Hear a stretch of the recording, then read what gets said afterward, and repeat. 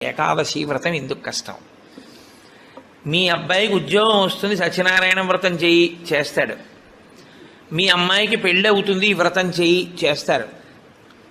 నువ్వు చచ్చిపోయేటప్పుడు ఈశ్వరుడు గుర్తొస్తాడు, చచ్చిపోయేటప్పుడు ఎలా ఉంటుందో అలా ఊహించుకుని వ్రతం చేయి అంటే ఇప్పుడు వద్దులేండి తర్వాత చేస్తానంటే కదండి. ఏకాదశి వ్రతం నిజానికి అంతే. ఏకాదశి వ్రతం ఎందుకు చేయిస్తారో తెలుసా అండి? ఉపవాసం, అన్నం తినకూడదు.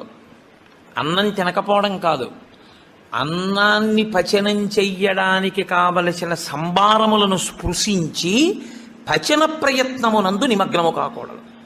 అంటే ఏకాదశి నాడు ఉపవాసం ఉండి ద్వాదశి నాడు కాకరకాయ పులుసు పెట్టి వండుకుందామా వేపుడు చేసుకుందామా అని ఆలోచించకూడదు.